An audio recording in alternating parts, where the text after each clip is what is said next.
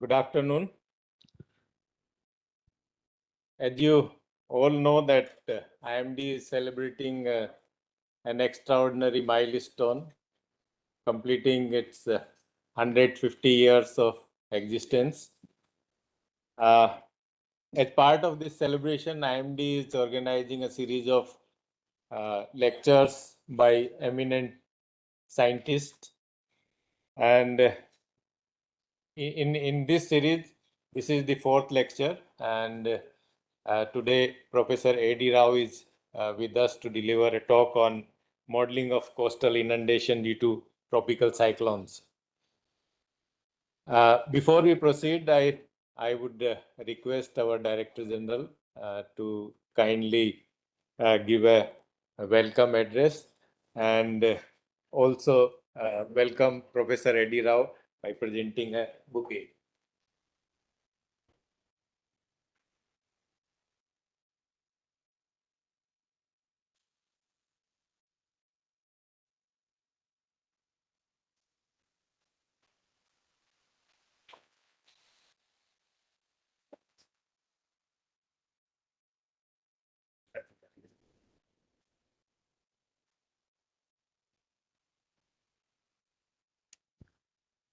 Now over to DGM sir for welcome address.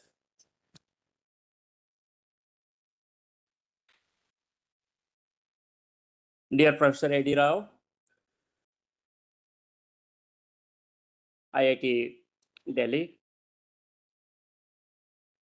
my dear friends and colleagues from India Meteorological Department, Indian Institute of Technology Delhi, Minister of Earth Sciences, and various organizations, including Indian Air Force, Indian Navy, many disaster management agencies, students, ladies and gentlemen. At the outset, I extend a warm welcome to Professor A.D. Rao to this August gathering, which is organized by IMD to commemorate 150 years of its establishment. We are organizing a series of lectures being delivered by the eminent personalities on various themes. In this regard, we are really feeling proud and privileged, with your consent, sir, to deliver this commemorative lecture today. And today is most appropriate as a tropical cyclone has developed, Dana, over the central Bay of Bengal and is moving towards Odisha West Bengal coast. And we have predicted the coastal inundation and storm surge for Odisha and West Bengal coast. When I say I have predicted or we have predicted, certainly there is certain development in understanding the storm surges, modeling the storm surges, and finally providing the forecast on storm surge and coastal inundations.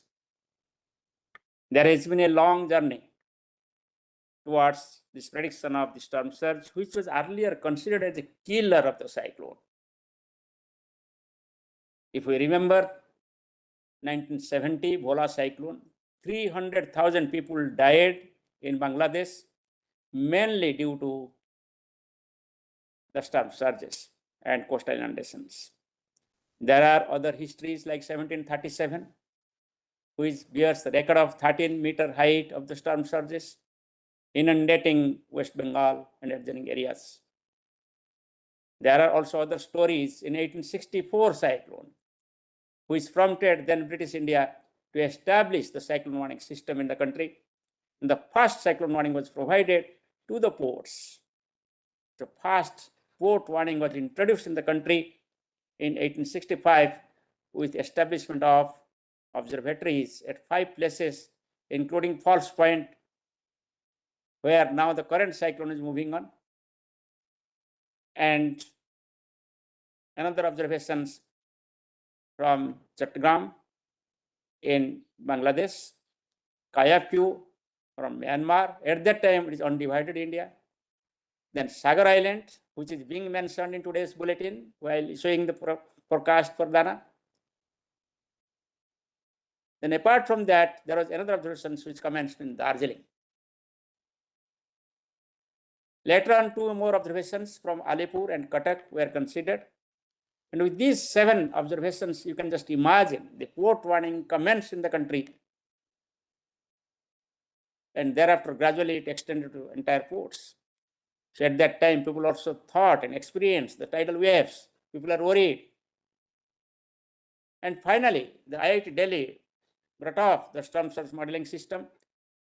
And Professor A.D. Rao is one of the building blocks towards this development of the modeling system. With this modeling, there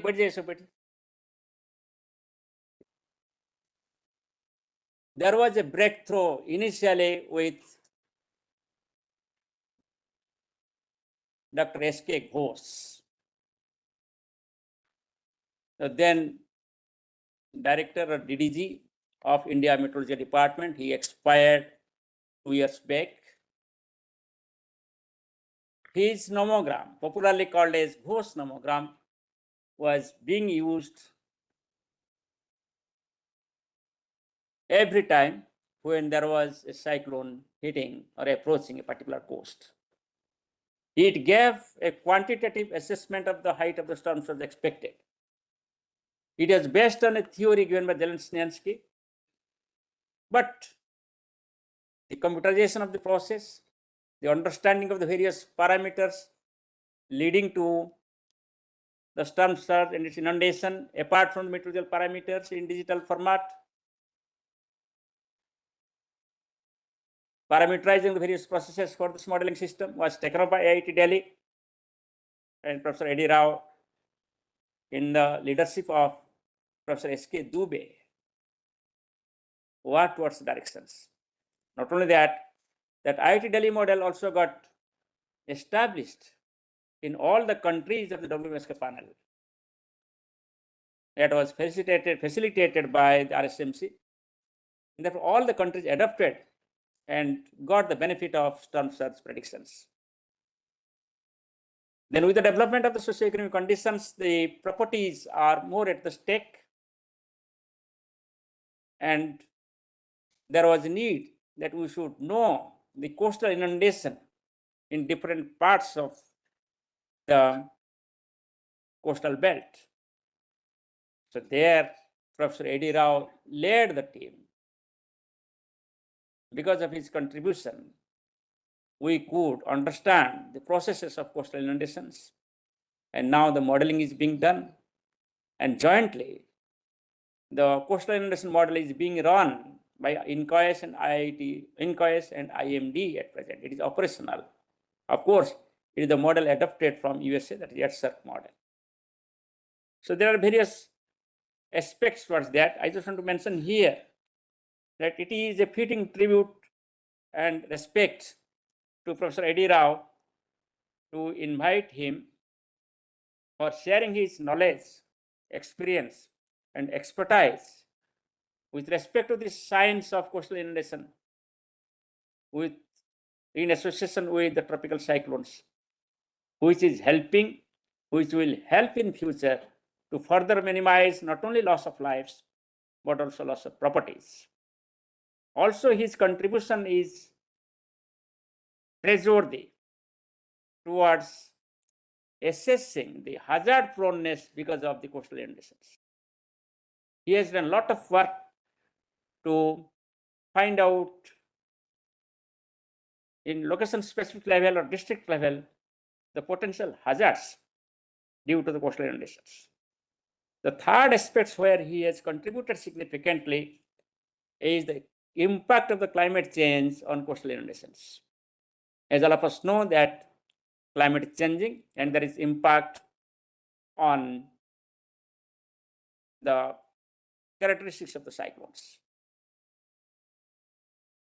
And there is also sea level rise. As all of us know, that coastal inundation is not independent. It is dependent not only on the characteristics of cyclones, but also it depends upon the topographical characteristics, the ocean characteristics, and also it depends upon how much rise is occurring because of the climate change. The sea level rise has to be taken into consideration while you go for coastal inundation modeling and forecasting.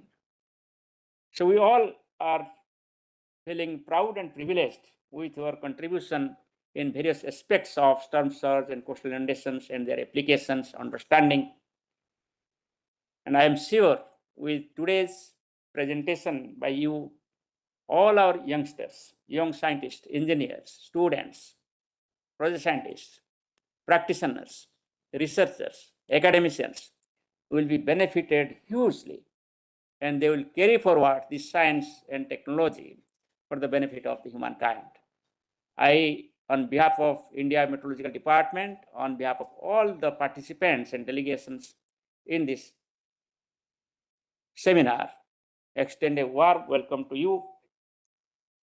And we need your continuous support and cooperation also for conversion of science into operation and hence to the societal services. Thank you. Thank you.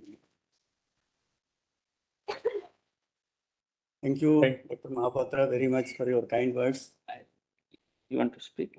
I would like to present actually my talk from Fine. here so that it will be. Yes. Before that, actually, I would like to thank you very much for inviting me for this on the completion of 150 years. It's really a great to be here on this occasion. I started my storm surge work actually in 1979 when I joined at IIT Delhi as a student. So at that time, the Director General of IMD, Dr. P.K. Das, it was his inspiration. I came from Andhra at that time after doing my MSc in applied mathematics. So he said, you are the right person to develop a model because at that time there was a cyclone, 1977 Andhra cyclone, Divi cyclone we call it. So there was a lot of damage, so many deaths happened. So I thought you are the right person to work on storm surges and its modeling and all these things. So they started on storm surges actually way back from 1979. Since then, actually, a lot of developments, as you said, actually, various models are being developed at IIT Delhi as a group, actually. But recently, we have been shifted to more on coastal inundation, actually. What are the issues related to coastal inundation? I would like to speak on this. I will go there. Yes. Thanks. Thank you very much. Thank you, sir. And actually, we prepared a brief introduction of Professor Eddie Rao. Already, DGM sir has introduced him very well, but still, I would request Anup to briefly and quickly introduce Professor Rao. Thank you very much, sir. I'm pleased to get an opportunity to introduce our speaker. And we have Professor Eddie Rao as our speaker for today's popular talk. Let me give a brief introduction about him.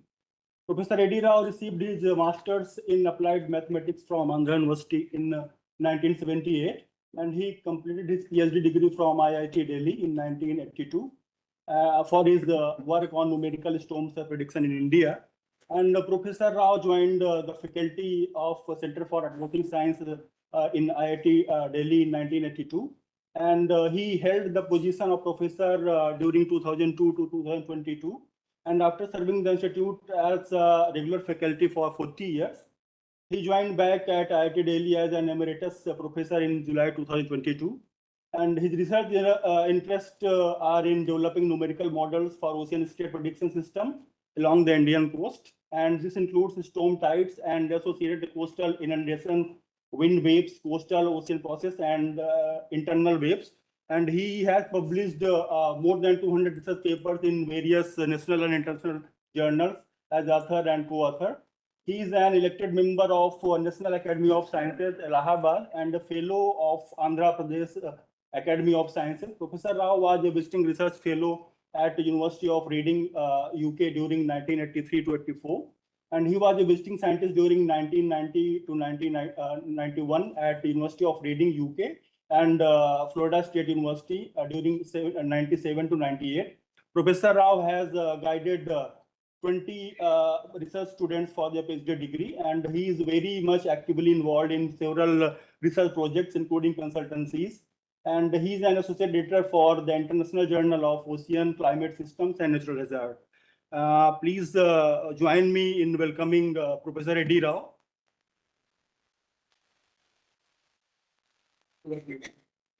Thank you, Anup. I have a habit of giving a talk when standing only. This as a teacher, I was doing the same job at IIT back also. So today's topic, as I already mentioned, actually it is on coastal inundation associated with the tropical cyclones. And we all know that. I hope everybody can hear from who are on the online. Okay. It is shared. Yeah. Okay. Share, boy.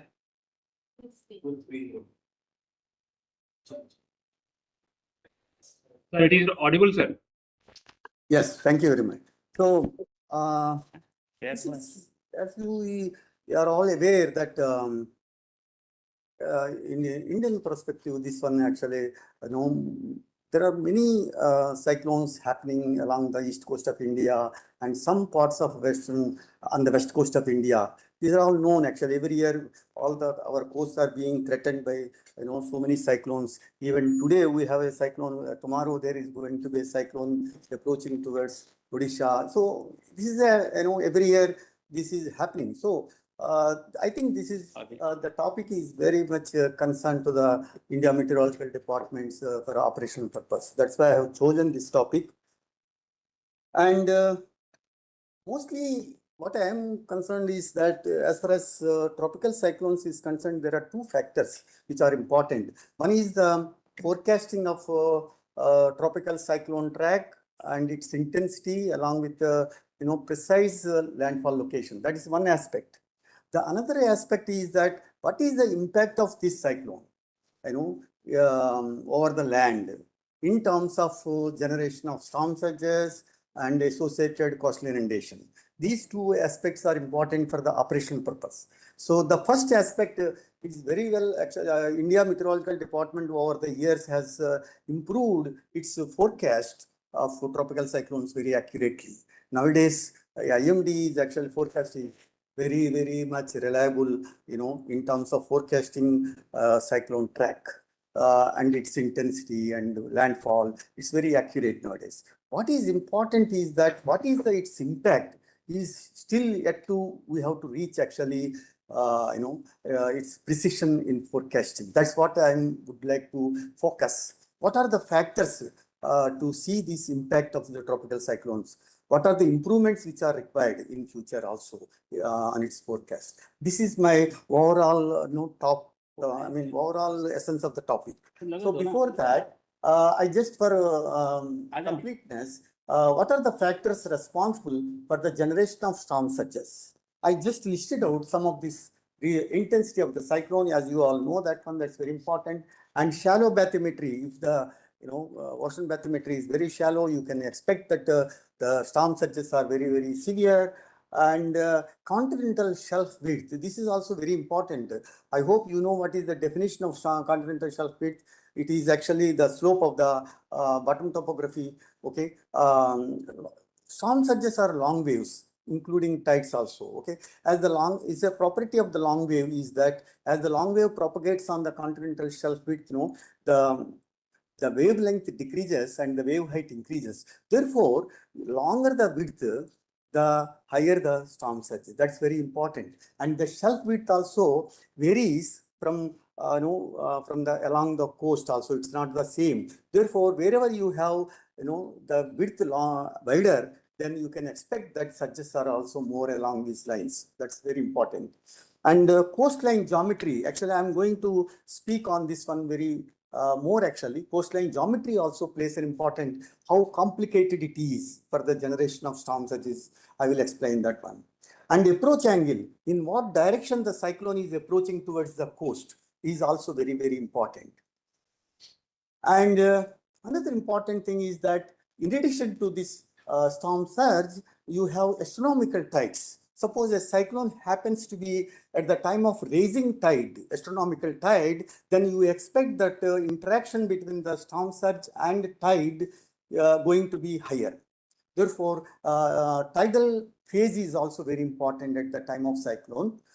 And wind waves, these wind waves are actually short waves. Okay, whenever there is a cyclone over the ocean, the short waves are being generated with a large amplitude of waves. Okay, you can't expect that, if I say the actual amplitude of that one, it is about 50 to 80 meters amplitude, and its wavelength is very, very small. These actually, it will break actually, because stability, will not be there if that much height. So the wave breaks actually. Whenever the wave breaks, huge waves, then it will impact on the surface of the ocean. Okay, so it creates additional momentum in addition to the momentum generated by the winds. Therefore, you have to add this kind of momentum also in order to see the total impact actually. Okay, this is actually done by wave setup. Okay, these two are important actually. One is long wave and another one is short wave. Both have to be taken. See, the total contribution of the extreme water levels is called total water elevation. That's very important. It's not only storm surge. It is the storm surge plus tide. We call it actually storm tides, including wind waves is also called total water levels. Okay, this is what is important actually for the forecast purpose. And what are the responsible factors for the inundation? Okay, inundation is something, whenever there is accumulation of water at the coast, it will not just stay there. It will penetrate over the land. This is actually inundation. This is called coastal inundation. Okay, again, this coastal inundation depends on many factors. One is topography of the land. If it is very highly elevated, you can't expect that inundation will be more. If it is low-lying area, you expect that even 1 meter surge also or 1 meter storm tide also produce a lot of inundation. So it all depends upon topography. Okay, effect of LULC. I will spend some time on LULC. What is LULC? It is actually land use, land cover. Okay, that's very important. What kind of ground truth you have? Is it a cultivated land or something? What kind of ground truth it is? That's very important.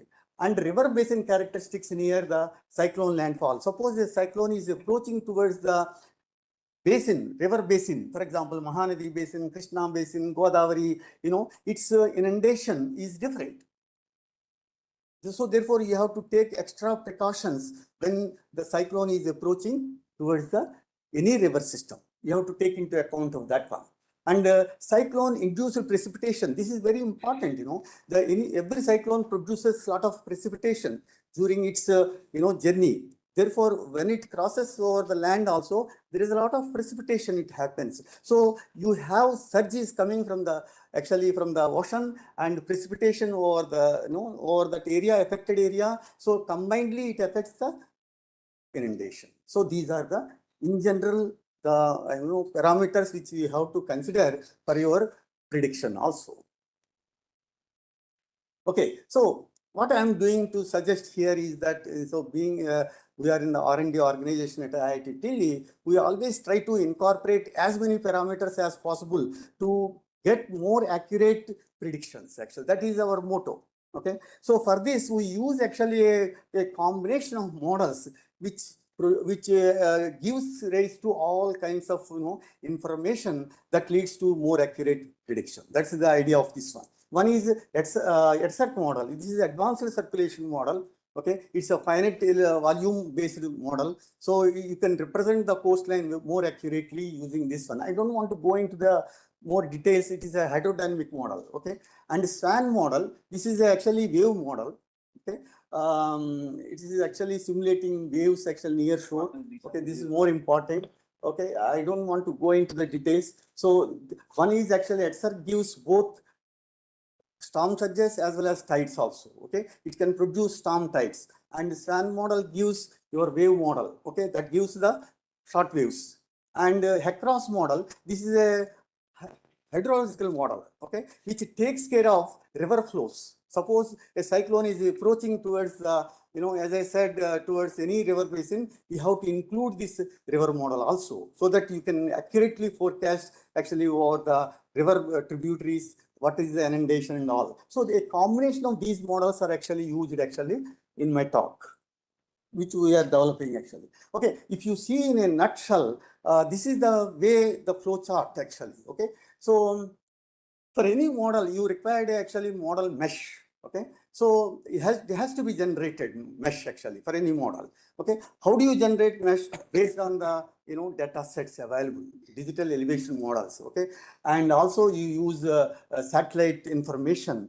Various inputs actually we use actually for generation of mesh using some software SMS called. Okay, so we use DEM, SRTM, Cartosat data, and naval hydrographic ocean charts and all those things, ETOPO2, all this information we use it actually.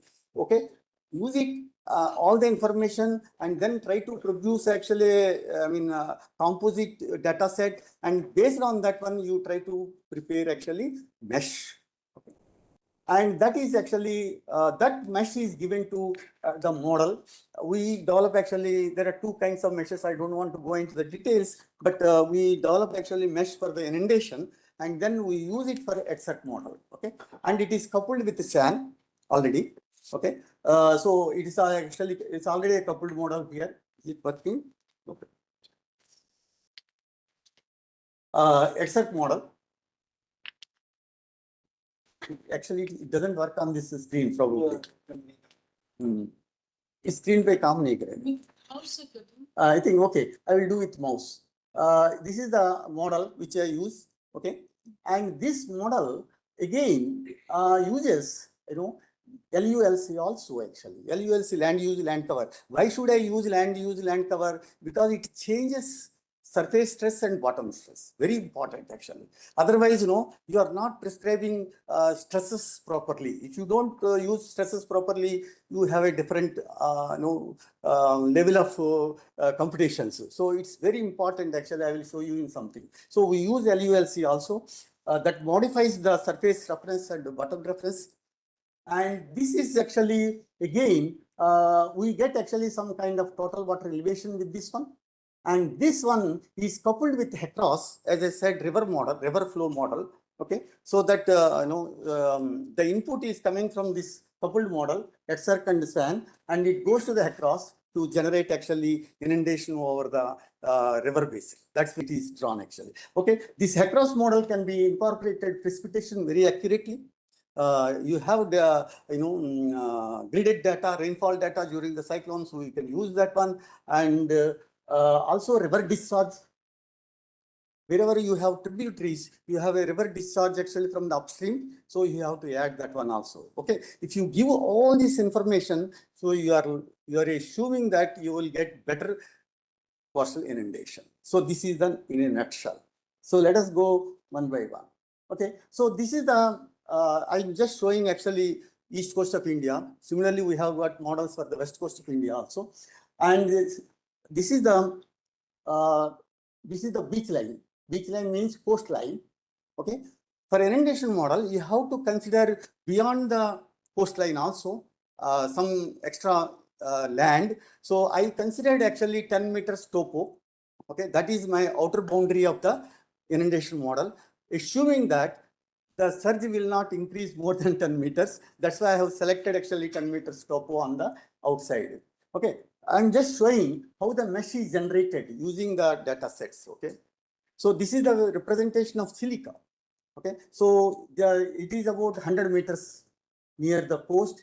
Okay, it's still less actually, somewhere in 50 meters, something like that. But in the outer, in the deep water, in the deep waters, the coarse resolution is used. Wherever we want information, high resolution. Wherever you don't want any information in the deep ocean, it's like a stretched coordinate system. Okay, so this kind of actually mesh is being used actually in this model. Okay, so this is the data sets which I am using: ALTM data, Cartosat data, SRTM data. The resolutions are different. That's why you have to combine whatever the data is available because all the data is not available for all the posts. That is the problem. Okay, so you have to see actually what kind of data is available for a particular post, and you have to use it and then make a combined data set actually. Okay, and you can see that how this silica is represented in the model. It's well represented. This is very important. Similarly, this is Krishna River basin. Okay, all the tributaries are very well, demarcated with this data set. Okay, so here actually I'm going to show very recent cyclones of Bulbul, Fani, Titli, and Thane cyclones. These are the cyclones which I considered for your presentation. And this is the LULC data. Modi's data is used. Of course, it is 500 meter resolution, but you have very high resolution data also. Very recently, we have used our own satellite data also. So, but here actually, I'm just showing using Modi's LULC data. And see here, if I have time, I can go. But classification, how the ground truth is actually classified. Okay, they have taken actually 17 parameters actually for the classification of the ground truth. So correspondingly, there is a Manning coefficients, and accordingly you can calculate the surface and bottom reference, all those things. Okay, another important thing is that this is actually, I have analyzed ERA 5 data. Okay, this is a reanalysis data. A lot of data has gone into this one. Model data has gone, satellite data is gone, everything is there actually. But if you look at actually ERA 5 data, for different cyclones, Bulbul, Fani, and Titli, Thane, if you observe when the cyclone is crossing the coast, the distribution of the wind is different over the land and over the sea. Very important actually. Why it is? Because the land, always, roughness parameters are different. Okay, surface parameters, bottom roughness is different, surface roughness is different. That's why it reduces the intensity of the wind over the land compared to ocean. Ocean, there is no much compared to land. Roughness is less actually, isn't it? Obviously, the winds are more strong actually. Therefore, there is a differential, in the intensity over the land as well as over this one. So this earlier we were not taking actually this type of intensity changes between the land and the ocean. But we have, when you incorporate LULC, you can see that differentiation. That's what I want to tell you. So we have included this LULC. So it modifies surface stress due to wind, and it modifies bottom stress due to different land covers. This is very important. Both are important on the generation of surges as well as propagation of surge inside. And I'm just showing without LULC, with LULC, how much it is making difference. Okay, I think we have made some changes actually, how much it is making. In the observations also, you have variations. The intensity is reduced from about 30%, 40% because of the different, surface stress and bottom stress. That's the reason. Of course, this is well published in Natural Hazards. Okay, now this is actually again with LULC. Okay, we have seen actually how much due to LULC, incorporation of LULC, without LULC, how much it is making difference, and which is actually, close to observations. So we have seen that we have got actually automatic surface observation systems at different places. This is at some places, I forgot actually. Okay, so at some places, we have got actually observations of AFOS, and then we compared our model as well as this one with LULC and without LULC. So with LULC, it is close to actually observations. That's what I want to say. So it is important actually. So we have seen this one also. Okay, so how much maximum wind speed with LULC and without LULC, and how much correlation is there, and what is the how much mean bias error and all those things, RMSE. So RMSE is very well improved actually when you incorporate LULC. That is the most important thing you have to see. So therefore, incorporation of LULC is very, very important in this regard. Okay. So now coming to coastal inundation with LULC and without LULC. Okay, if you don't without LULC, you get more inundation because there is no resistance from the water to flow over the land. But if you use LULC, there is a resistance based on the ground truth. So it reduces actually your inundation. So here it is 341 kilometers square, and here it is 152 with and without. So this is the very important drastic changes. How much in terms of percentage changes actually because of LULC. This is for bulbul and this is for Fani. And similarly, I want to show for Titli and Thane. So in all the cases, we found a lot of significant variance in the generation of coastal inundation. Okay, this is the horizontal extent of the inundation, but the model gives water levels also. But I have no validation for the depth of the inundation. That is another problem. Okay, satellite doesn't give the depth of the information. It gives only surface information. Any satellite. So how do you validate actually depth of the inundation? Is still a mystery. We don't know. So far, we don't have that information. So I'm not showing the depth of the inundation also, but I'm just comparing only with the extent of the inundation, horizontal extent of the inundation. Okay, so another sensitivity studies we made using Krishna Basin, the Krishna River Basin. Okay, in the Krishna Basin, you have LULC again. We applied actually here also, but another important thing is that mangroves. I don't know how many people know that. In Sundarbans area, a lot of mangroves are there. Okay, so these mangroves, they work like a barriers actually for the propagation of the water flow inside. So if you have that mangroves, you can expect less coastal inundation. Okay, but in the Krishna Basin, there is no mangroves actually there. Okay, it's a fresh wetland area is very large actually. You have 180 kilometers square water land is there actually. Okay, inland waters, wetland land. Okay, suppose you convert the entire land into mangroves. Okay, then how much it affects actually in the reduction of coastal inundation. This is very important actually, but you have to develop actually mangroves there so that it will affect actually on that coastal inundation also. So this is what we have seen, and also this mangroves, development is it will reduce the wind stress also over the land, because there is a surface stress acting, and also bottom stress is also more important because of the bottom stress, the penetration of the water going inside actually being reduced. This is very important. So both are very important. So therefore, what is the importance of mangrove development is seen from this point of view.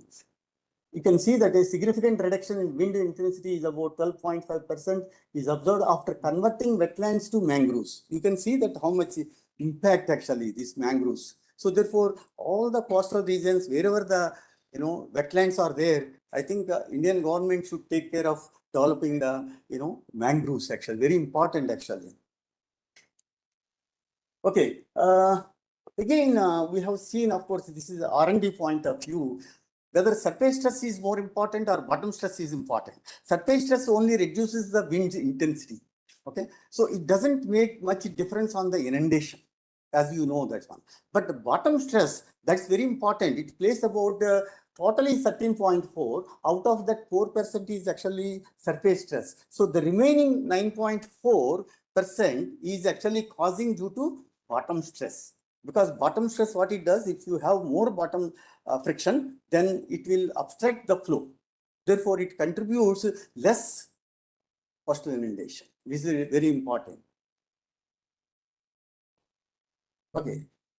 Another important thing, now coming to why rivers are actually are important. Suppose you take Mahanadi Basin.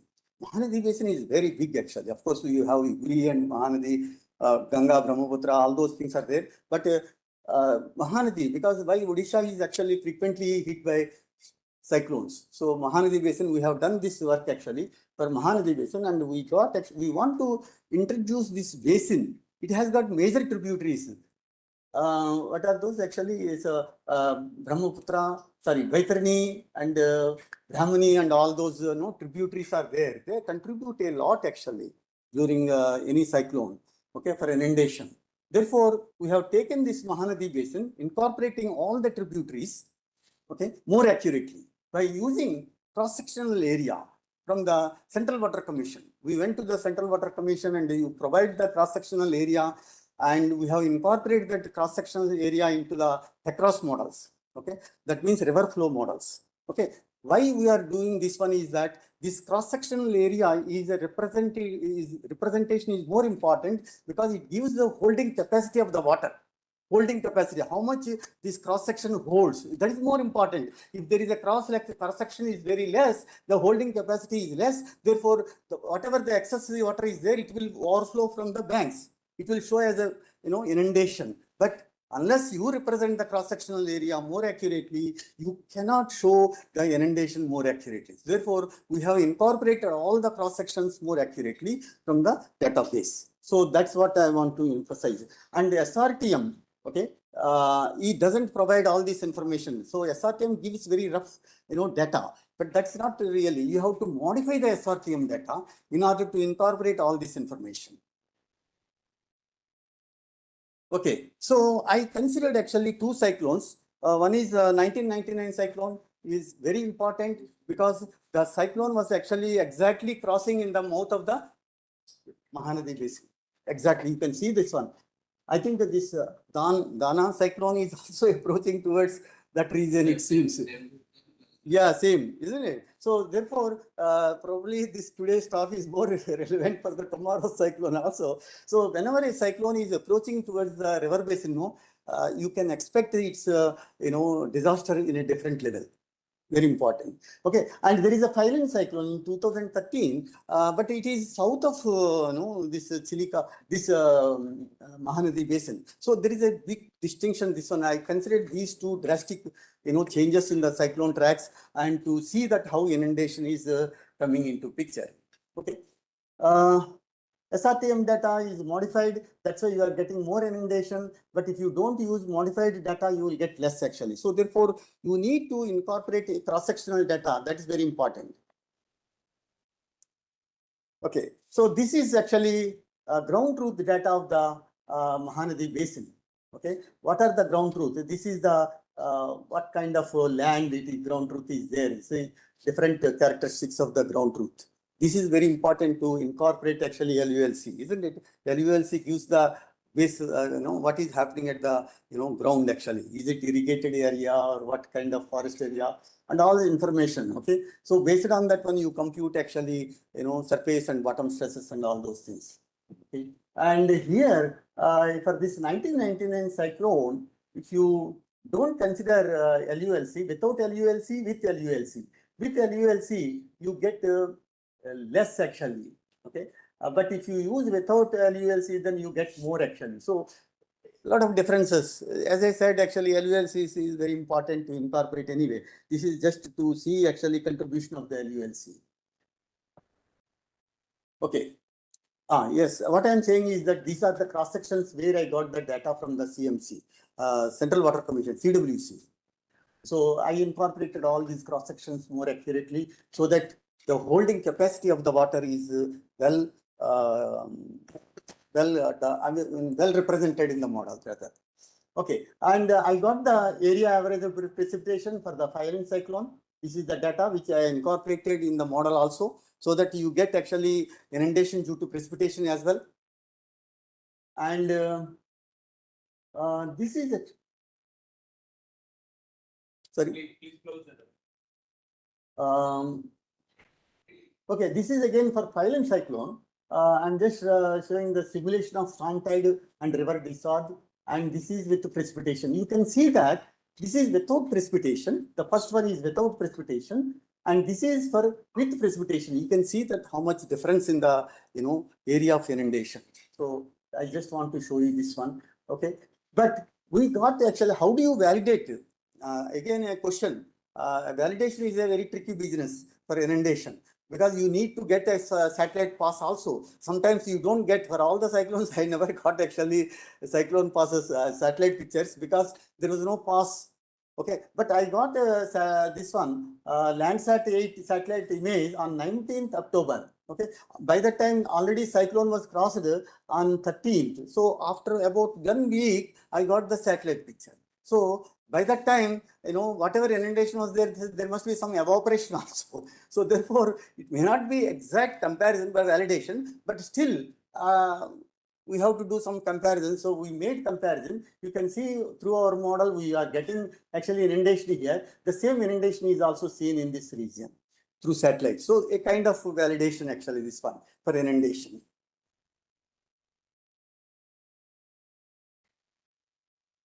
Okay, so another part, this is for 1919 cyclone. If you remember the 1999 cyclone, the cyclone was sitting over the, after crossing also it was sitting over that region for 2-3 days and precipitating hell.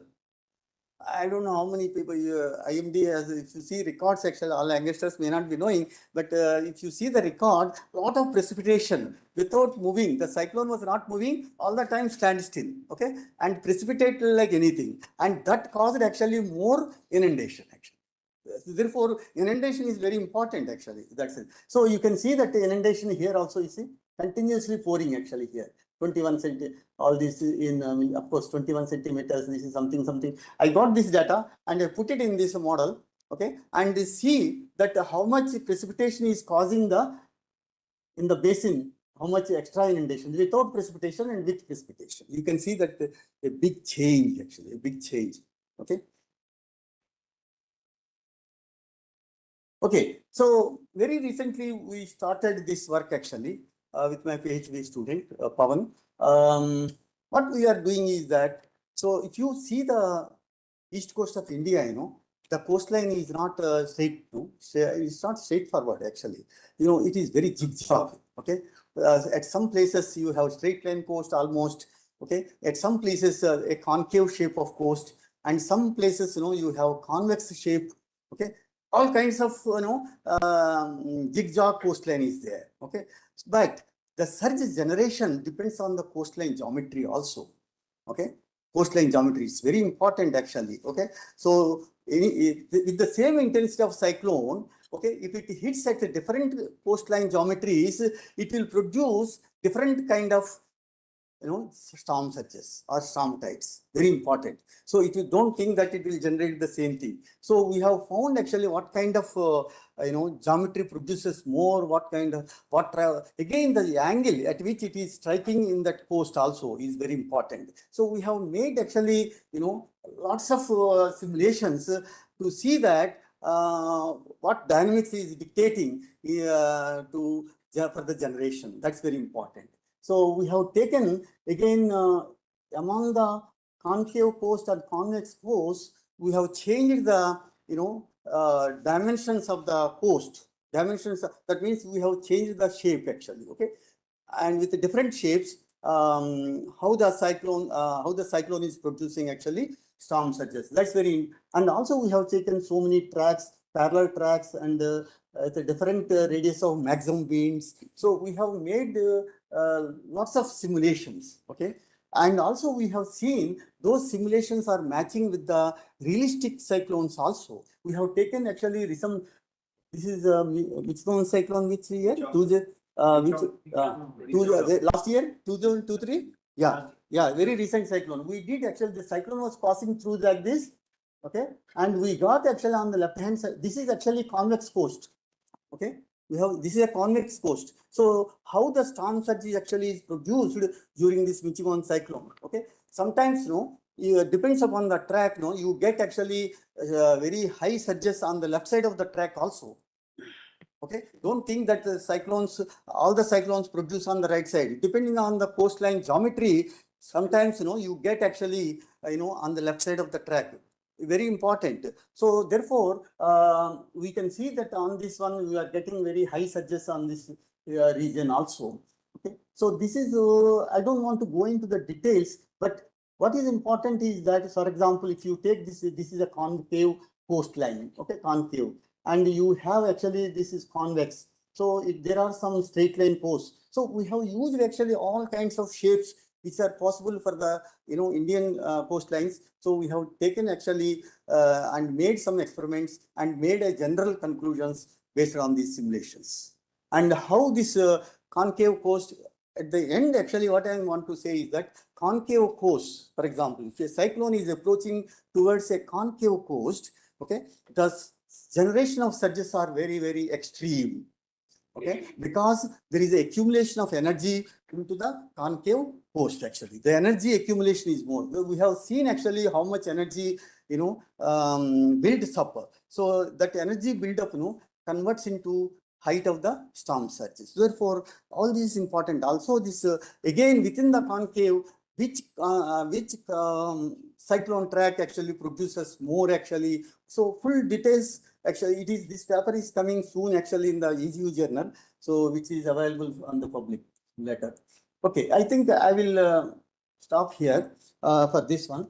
And what is my idea is to see that LULC, importance of LULC, it has got two significant effects in the coastal regions. First, by altering wind stress in various surface roughness lengths, and second, by changing the bottom stress to reduce the impact of the cyclone. Bottom stress always reduces the impact of the cyclone. As I told you, it is about 10% is reducing its intensity. Okay, it's very important. So LULC is very important to incorporate. Without LULC, you may get overestimation. And a study shows sizable reduction with LULC in the inundated area also. Not only is the surges, actually it will reduce the inundated area, about 15 to 55%. Why I got the large range is that sometimes it depends upon the LULCA. Basically, if the LULC is different, then you get only 15%. If your LULC is more important, playing more role, then you may get maximum 55% also. Okay. So, and again, wetlands, as I said, wetlands, incorporation of wetlands is very important. If you convert that wetlands into mangroves, it will help actually in the reduction of storm surges and associated coastal inundation, because it acts like a barrier. Accurate representation of river depths and LULC is crucial for computation of realistic inundation, as they significantly impact the flooding. Adding precipitation along with river discharge and storm tides further enhances the accuracy of the predictions, particularly in the river estuaries. This is what I am telling you. Whenever a cyclone approaches towards the river systems, you have to deal separately, because its inundation is going to be a different kind compared to other regions. So another important thing is the shape of the coastline geometry is also vital parameter for the generation of storm surges. The concave coastline accumulates more storm waters due to funneling effect. So funneling effect. So it's an energy accumulation in that as a result of funneling effect. While convex coastline dissipates the waters along the coast. That's very important. If it is convex, it's entirely, you don't get maximum surges if it is a convex, because the energy is dissipated across the coastline. That's very important. Depending on the track angle and the landfall location, high surges may also develop on the left side of the cyclone track. These are the broad conclusions on which my topic is actually discussed. Okay, these are the Pawan Tiwari is now doing his Ph.D. and he's actually, what he's doing is that he's going to implement actually some of the more factors like evaporation, for example, is not taken into account, and also how much water goes into the, that means permeability of the water into the ground. That means we are taking the what is called soil characteristics. Yeah, soil characteristics are also being taken into account, because some amount of soil absorbs also, so that is not being taken. So we want to incorporate these things, and also we incorporate precipitation, not the area average. Now IMD is providing actually gridded data, so we want to use actually at each and every grid how much precipitation is happening. So all this information we have to use it, so that we are trying to improve more and more actually we are going towards a more realistic situation. I think with this I will stop my presentation. I invite if there are any questions. Thank you very much.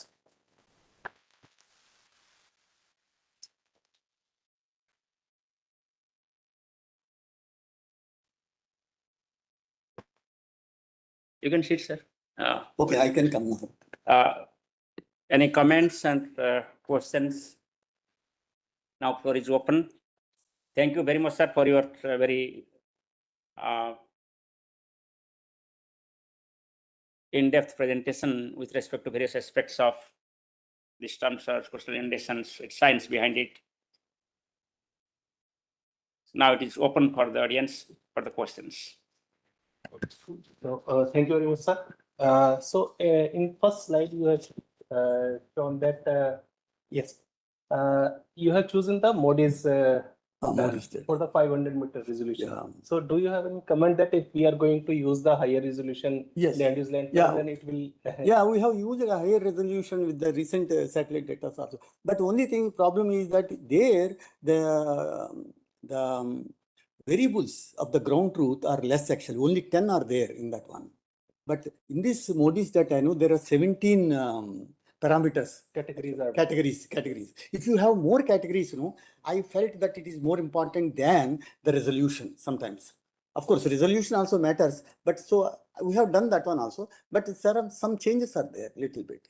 We can do those tests actually, so whichever is available. But if you have more parameters, that is always better. Classification is more important. Here, I think, sir, by mistake, sir has taken. Sir, by default, there are any parameters in LULC in the model itself if you don't use this Modis data? Sorry? By default in the model. No, there is nothing. There is nothing actually in the model. But assume. You assume that everything is with the same roughness length. See, we are using uniform roughness length everywhere. And surface stress is also same. The bottom stress is also same over the land and over the sea. So that's not correct, in fact. We have to use different. We have to anyway include LULC. Yes. So we are trying to use as accurately as possible. Earlier in the models, everything is constant values and all. But we are actually generating variable based on the ground truth. In our 30-meter and how many classes are there? 17 actually. In IMD, we prepared one data set, sir. Uh-huh. So that has 41 categories. How many? 41 categories. 41. Yes. So it's better. What is the resolution? We are generating at 30 meters. 30 meters. So we can test it actually with this one also. It's available for all the coastline. Yes, sir. For entire India, we have. So if you provide this one. We can provide this. Yeah, if you provide, then we'll see actually how much making, how you are finally, this one data is based on what? We are using Landsat 8, sir. Landsat 8 data. From that, we are deriving on our own super classification method. Super Then we are applying a very sample AI technique for the. Okay. So have you checked ground truth? How Yes, much actually, it is? we have checked with the nighttime LSTs because that's the only available proxy at present. Okay. We don't have any ground observations for many countries, not only India. Yeah, if you say, if you have more confidence in the data sets, so please provide. And then we can always do some experiments with that one and how much it is making. Sure. And real cases also we can do something. Sure. It will be very nice that. And we want to see actually the ground truth data, satellite also. That's the way we can, validate, So any LULC will give some result. So, but how do you validate? So we will validate with the different products and which one is more comparable to the, satellite picture, then we will consider that. Because we use the nighttime LSTs, because LST is one of the proxies that we use. So from but that, 41 is very good actually, but, classifications. Yes. But only problem with the like especially in hilly areas, we are failing because hilly areas, especially because of some sample buildings, that entire category is taking as the urban. Okay, hill area we are not worried actually, really, because the surge will not go there actually. Drawback in that system. Yeah, hill areas is not okay, but mostly on the ground level, at the low level, data is more important. That is good. Very good. I think if you can share, if IMD shares, then we will definitely incorporate and see that how it makes the difference. And one more question, sir, like especially this inundation model. Especially in inundation model, can we use this model during depression times? So actually, See, this is actually depressions, if I don't think depression will generate any much significant water levels at the coast. See, we are actually, this inundation model is whenever there is an inundation, whenever the storm waters go over the land, then only this model is useful, no? You can't use for depressions because it doesn't generate any inundation, as simple as that. So therefore, it has no meaning actually. It's important, depressions are important for some other sense, not for inundation point of view. Actually, why I'm asking, sir, you're using across as the for the inundation modeling, right, sir? Yes, Yes, but the input goes from the exerg model to across. Okay, sir. Because from the ocean, some data, some water has to go inside, no? Sir. That water is coming from the exerg model. Across itself is not a standalone, for your information.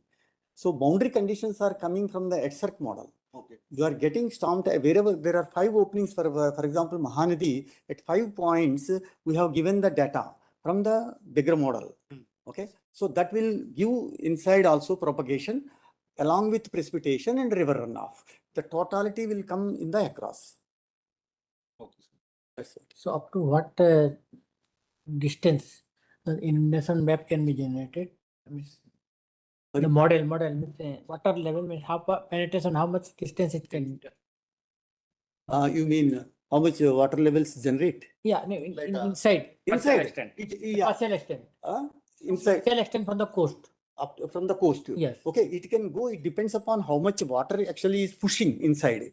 It all depends. For example, in Phailin case, and we have shown actually, it goes up to 100 kilometers inside because these are river systems. The water goes over the river very fast because there is no much friction. If it is on land, it doesn't go that penetration. But over the water goes very fast. Surge waters go over the inside the tributaries, okay, and inundate inside much interior. So it goes up. For example, Hooghly, we have seen some with Hooghly also. Hooghly goes up to 130 kilometers inside. Okay, all these channels. But if the cyclone waters goes, it goes up to 130 kilometers also. It all depends upon whether if it is land, I don't think it will actually. It will be 5 kilometers near to the coast only, because the water cannot penetrate that high. Yeah. So the current system actually is going between Puri to Sagar Island, close to Dharma. So the shape of the coastline is initially concave, then yes, I know. Then it will become convex. As per impact-based forecast or results, do you have anything additional information so that we should take care regarding in that area? Whenever a cyclone crosses actually concave, what happens? The dissipation of energy takes place. Some amount of dissipation of energy is going into again convex. Okay, so that again it builds up some amount of surges also. Okay, so I know that what you are saying exactly. It's followed by convex and then concave. So energy distribution is more complex actually here, because it will at one place it is dissipating, at another place it is accumulating. Okay, so therefore distribution of energy is more important here. And so as per impact based, where we should look it more? will be always actually in the concave, it will be more. In the concave, it will be very high energy. Therefore, all the time surges are very high in the concave coastlines. Okay. You can always assume that 10%, 15% additional, water levels you can say. That's a general impact. Thank you. If it is again, this concave shapes also, if you had is very much concave, okay, the energy propagation is more actually, accumulation is more actually, because the one which you are saying, the energy propagation, this is a very big concave. If it is very small concave, then energy accumulation is more. But the one which you are referring, that area I know very well. So it will not, it's about 10 to 15% extra energy will be there. So therefore, you can always say 10 to 15% storm surge. Sir, LULC there is 12.5% reduction. So this LULC is like natural one. LULC is a natural one, no? It is the ground truth actually. There is some human settlement. Yeah, human settlements. No, human settlements we are not considering actually in this one. We are considering actually what type of land it is, basically agricultural land or no, this is where actually it's important. Classification is more important here only, because in this classification, houses are not there in this one. Okay, if you are among your 41, suppose houses, if you have concrete houses, again in the houses also, if it is only huts doesn't matter actually. Okay, if you have concretized buildings, then it will obstruct as a barrier, but it will divert the flow. Okay, so you can incorporate actually these concrete buildings and all also in this one, because within resolution, if you can resolve these concrete buildings, you can say that one. That is what river flow happens actually. River flow models, they need all this information, but it all depends upon how many classifications, how much ground truth data is correct actually. It's all how much accuracy is more important. Okay. Sir, any study if you have done on like LULC in past 5 years or LULC in past say 20 years? So what difference did you find? That is only we have to compare LULC. See, LULC, lot of changes every year actually. What is that? Hyderabad National NRSC. They produce actually LULC every year they produce. Okay, if you compare 10 years data, this one lot of changes. So what is the impact? I mean, see, more and more actually, vegetation is coming down, so that will impact more inundation. It will be more inundation, and mangroves are not actually produced. Mangroves are also it is dying actually. So these are all actually natural barriers, They're all actually, we are losing those natural barriers. If you use natural barriers, naturally, more impact on that one, more severe impact rather. So any suggestions when we we do the research, we put up the suggestions also. I told you, see, you all along the coastline, wherever that river systems are there, we should have actually natural barriers like mangroves and all these things. Very important. We are actually, finishing those natural barriers and constructing some buildings and all those things. That's very important. Thank you. For couple uncertain and across, we have to prepare the bathymetry and topography. Can go for the nested model or mesh model. For this across, actually, we are not providing anything, okay? Because the input is coming from the EDSERC model. For EDSERC, we are giving the topography, We are giving the topography. For across, we are giving the cross-sectional area of the river tributaries.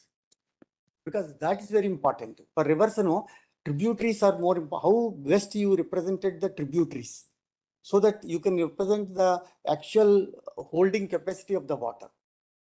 That's more important. So instead of mesh, we can use for the nested, whatever we are using for the tsunami model. Yeah, you see, tsunami and storm surge model, these models are, you can use it for tsunami. You see, propagation is same, For tsunami or storm surges, propagation is same. Generation mechanism is different. But otherwise, both are same. What about the impact of coastal plantation like Cascade and then coconut plantation? Sorry? How much is that bottom friction or something it will be reduced? Bottom friction? Yeah, you see, the bottom friction, as from our experiments, controlled experiments, rather, we have seen the effect of the bottom stress is about 10%. 10% reduction in the inundation. If it is 100 kilometers, suppose you will get only 90 kilometers. So that is roughly. Do you like to recommend for the soft mitigation or hard mitigation for this?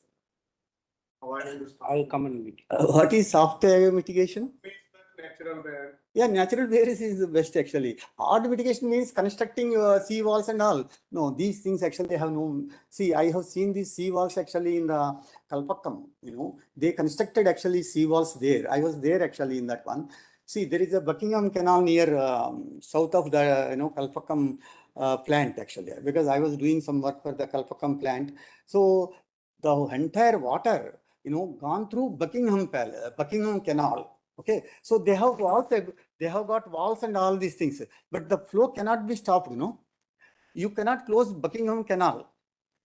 So the water penetrated through Buckingham Canal and inundated much interior.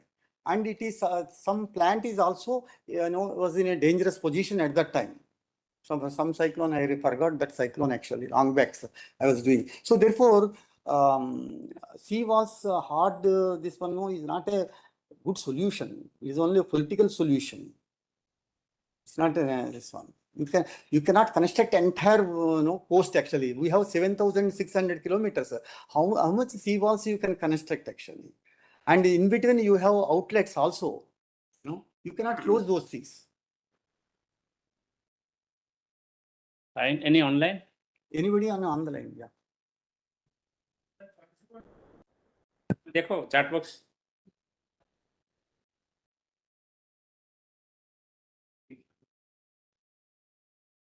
There is no question on.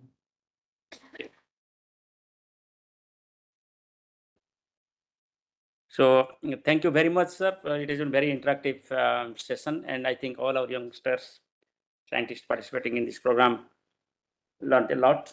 It will certainly help in better interaction. You can utilize his knowledge and develop various types of modeling systems. It is not simply the coastal inundation, but also flood inundation, is all of you are raising this point, is also more challenging. We do not have just like flood inundation model in India. One or two basins people have tried, but we do not have all India basin, all India level flood inundation model. Of course, it is not our responsibility, but someone wants to do some kind of demonstration to say that yes, we can develop and it will work better, then we can do that. So one of my student, Mr. Pawan Tiwari, who is working now, actually for the entire East Coast, he would like to implement all the river systems, because we tested only with the Mahanadi basin, but the cyclone, doesn't confine to only one this one. No, the cyclone may go from south to north and all these things. So we need a unique model. We need a unified model rather, and incorporating all the rivers. So that's what he is actually presently doing. Actually, yes. I think in another 1 year he will bring a model actually which will take care of all the information to be included in the inundation action. The ultimate objective, again, I think Prof might have discussed. The ultimate objective to find out the total water envelope. That is more important. TWL. So if I consider, for example, the area where it is now hitting the coast, near Dhamra, you have got two river systems there. Many small canals, rivers, all these water bodies are there. So therefore, it is not simply the past rainfall, the forecast rainfall, the water due to the storm surge, and also there can be river discharge or river runoff, etc. So it is a combination of hydrological model, hydrodynamical model, and also weather model. It is a combination. So ERSERC has got that scope to have the integration of all types of component models. And at present, if you look at what INCOES or IMD they are doing it is just the integration of the tides and the storm surge. To some extent, sometimes we have set up like that. So there are various gaps at present in the existing system. It is not calculating the total water envelope. That is the ultimate objective. If I remember 10 years back, perhaps, Rao, myself, and Dubey, there was a Jacob meeting here in IIT Delhi. Surge at the coast only we are looking at it. So we have not integrated all the components. Same is the case if, for example, if you consider cyclone hitting Mumbai or a depression hitting Mumbai. So yes, depression does not cause, but depression causes rainfall and there could be small rivers which will be flooding at that time. And there is a demand that you should provide what will be the inundation in Mumbai city. So there, our flood warning system does not take into consideration all the components. Similarly, the case with respect to Chennai. We have come up with urban flood warning system for the coastal cities like Chennai, Mumbai, Kolkata, but it is not taking into consideration all the components. So there is a need for some kind of integration. The models working in different fields by different people, it needs to be integrated. And IMD is the best place to integrate. And all the youngsters and scientists, those who are joining today's program, I think it has been very much inspirational and they will be inspired to do something to fill up this gap. This is the science gap, technology gap, by which we can improve our service better. So I once again thank you very much for your valuable time. And I am sure you might have enjoyed also the Yeah, interaction sure. with the Actually, youngsters. interacting with Yeah. youngsters particularly, it's really all the time I enjoy. Thank you very much. Thank you. Let us thank. So it also gives us an opportunity to express our gratitude towards eminent scientists. I would request our DGM sir to kindly felicitate Professor Rao by presenting a shawl and memento.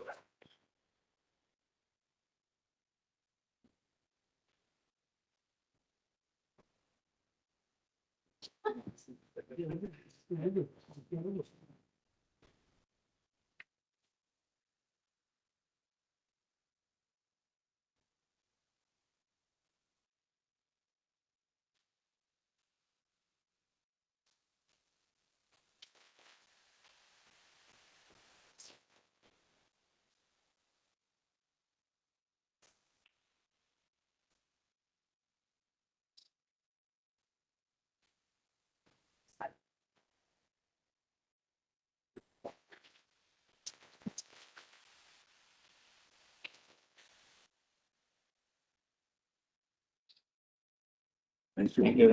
Thank you very much. Right.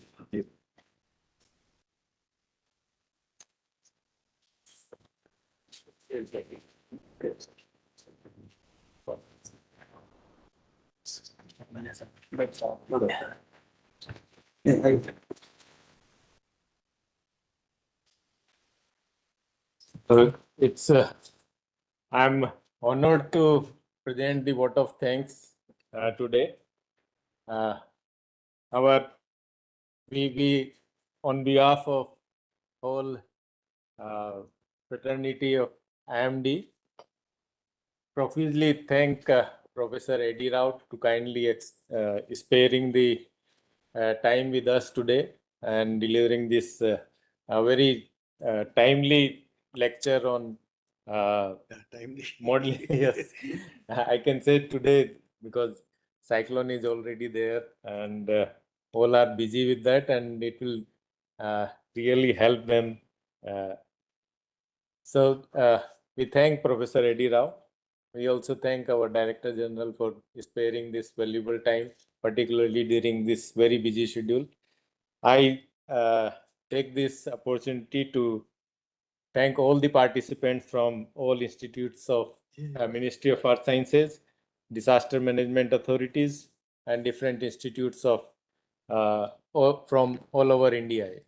So thank you all for sparing your time with us. It will be available on YouTube.